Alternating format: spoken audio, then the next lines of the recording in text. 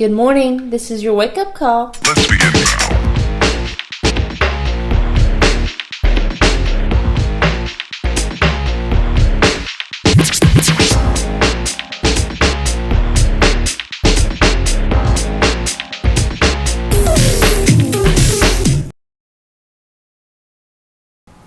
Hello and welcome back to Now Awake Wisdom.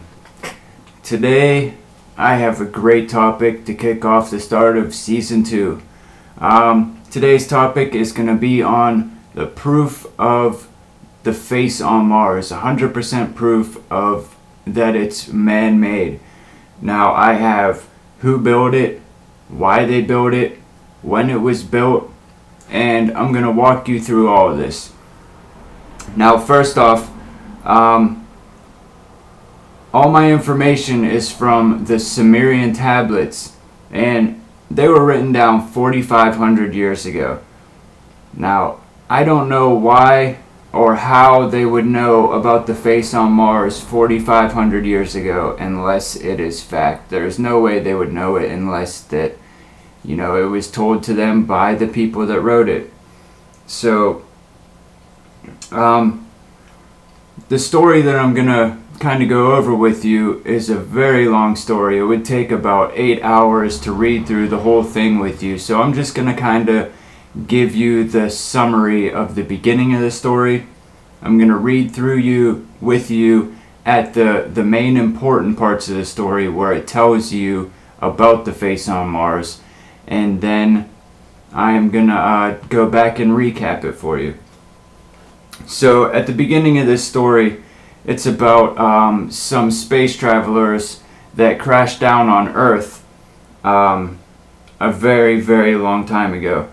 And at the part of the story where it gets to deal with the face on Mars, a character named Anu and a character named Alalu get into a fight. And Alalu does some dirty fighting. He did some things that just weren't allowed back then. And he gets judged, and they judge him to be exiled to Mars for the crime that he committed. Now, I'm going to go ahead and read the section of the book to you, and I'm going to put it up on the screen so you can read along with me about this part of the story. Okay, I'm going to start here on page 72 in the part of the story where it starts to describe what's going on, the main point that I'm trying to show you. And we'll start with, Enlil spoke up. To the crime the accused admitted, let the judgment come. Let death the punishment be. Death, said Alligar. Death, said Abgail. Death, said Nungul. Death to Alalu by itself will be coming. What he had swallowed in his innards, death will bring, Enki was saying. Let Alalu for the rest of his days on earth be in prison, Anzu was saying. Their words Anu was contemplating. Anger and pity both him engulfed. To die in exile, let this be the judgment, Anu was saying. In amazement, the judges at each other glanced. What Anu was saying they wondered. Neither on earth nor on Nibiru shall the exiling be, Anu was saying. On the way there is the Lamu planet. With waters and an atmosphere it is endowed. Enki as Ea thereon made a pause. Of it as a way station have I been thinking. Its net force is less than of earth forceful, an advantage and wisdom to be considered. In the celestial chariot Alalu shall be taken. On my departing from earth, he with me shall make the journey. Around the planet Lamu shall make circuits. To Alalu a sky chamber will be provided. To the planet Lamu, in it he will be descended. Alone on a strange planet in exile he shall be. His days to his last day by himself to count. Thus did Anu's words of judgment utter in solemnity where the words intended. By unanimity was his judgment upon Alalu imposed. In the presence of the heroes it was announced, "Let Nungul be my pilot to Nibiru." Therefore chariots bearing heroes again to earth to pilot. Let Anzu journey for the journey of the descent to Lamu take charge.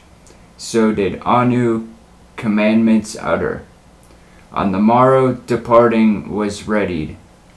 All who depart by boats to the chariot were ferried. A place for landings on firm soil you must prepare, Anu to Enlil was saying. How Lamu has a way station to utilize, plans you should be making. Farewells there were, both joy and sorrows. Limping did Anu on the chariot embark, with his hands tied did Alalu the chariot enter. Then to the heavens the chariot soared up, and the royal visit had ended.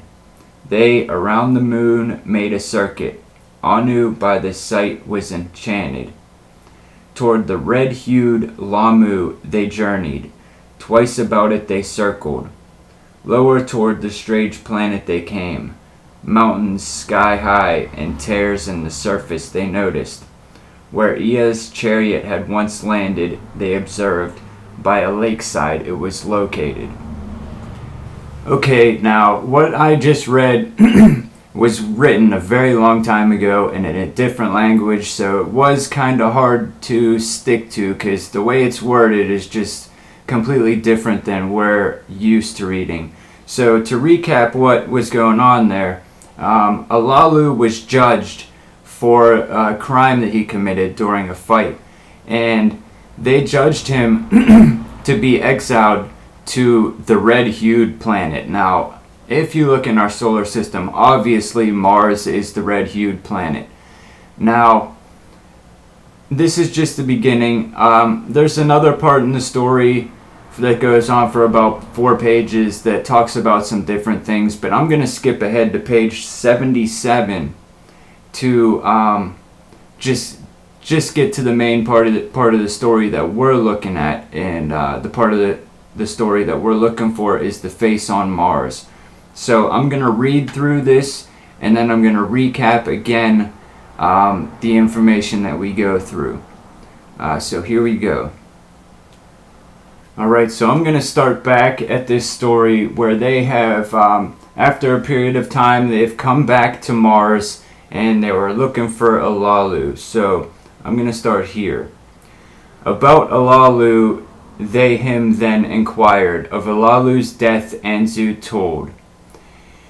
He led them to a great rock, from this plain heavenward protruding.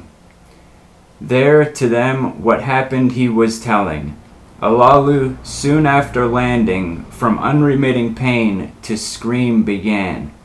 From his mouth his innards he was spitting. In agony he peered over the wall. This was Anzu to them saying. He led them to a great rock, like a mountain from the plain heavenward rising. In the great rock a cave I found. Alalu's corpse therein I hid. Its entrance with stones I covered, so was Anzu to them saying. They followed him to the rock, the stones they removed, the cave they entered. Inside, what of Alalu remained they found. Who once on Nibiru a king was a pile of bones in a cave now lying.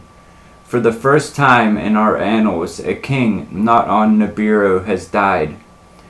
Not on Nibiru was he buried. So did Ninmah say. Let him in peace for eternity rest, she was saying. The cave's entrance again with stones covered. The image of Alalu upon the great rock mountain with beams they carved. They showed him wearing an eagle's helmet. His face they made uncovered. Let the image of Alalu forever gaze toward Nibiru that he rolled, toward the earth whose gold he discovered. Okay, so to recap, Alalu was exiled to Mars. They came back a time later to look for him, and they found him dead inside of a cave. And it clearly says that they used laser beams to carve his face on a mountain on Mars. And this is the face that we found on Mars. NASA is clearly trying to cover this up and saying it's just shadows, it's just your brain playing games on you, it's not really there. I don't know why they're trying to cover it up, but a possible reason would be that they don't want us to know the truth. And if you find in this book, written at least 4,500 years ago, that they knew about the face on Mars, there's no way they should know about the face on Mars 45 years ago unless it is a fact. So if they know about the face on Mars, obviously it gives credence to the rest of the story, that the rest of the story is valid, and they don't want us to know about the rest of the story. If you read the rest of this book, there's so much information in it, information about where humans came from, where our origins are. It has information that pretty much is the roots and the basis of the Old Testament, the Torah. Most religions started from this book, and this book was written well before the Bible and the Torah. This book was written at least 4,500 years ago. So I think this is 100% proof that this face on Mars is man-made. And this book says when, who did it, why they did it, and NASA is clearly lying to us about it just being shadows and a trick our mind is playing on us. Now, if you would like me to send you the PDF copy of this book so you can read it for yourself, because like I said, there is a lot of useful information in it, email me at nowawakewisdom@gmail.com and I will send you the PDF copy of this book. Now here at Now Awake Wisdom, we are on our second season, and we have a website up right now, but it's a free website and it's pretty lacking in things that we can do and information that we're trying to get out. So we're trying to raise donations. We need $60 for it to be up the entire year, and I want it to be fan funded. That way I know that what I'm doing is not a waste of time. If I can't raise $60 between hundreds of people, then I shouldn't be doing this. So if I could get $60 to send, or 60 people to send $1 each, that works. If I can get 3 people to send $20 each, that works. If I could get 1 person to donate $60, that works. But as long as I get the $60, we'll get this website up and running for a year and be able to bring much more, much better information, keep you guys connected, and give a lot more. So if you like this video, please subscribe, click the like button. Also leave us comments. I like to see questions and ideas for any other videos you would like to see explained, any questions you would like answered, and any ideas. We're looking for collaborations, we're looking for art to promote, we're looking for music to promote. Anything you want to send to us, put in the comments or email us at nowawakewisdom@gmail.com. Believe in self, believe in unity, and love conquers all. Peace. Shall we begin?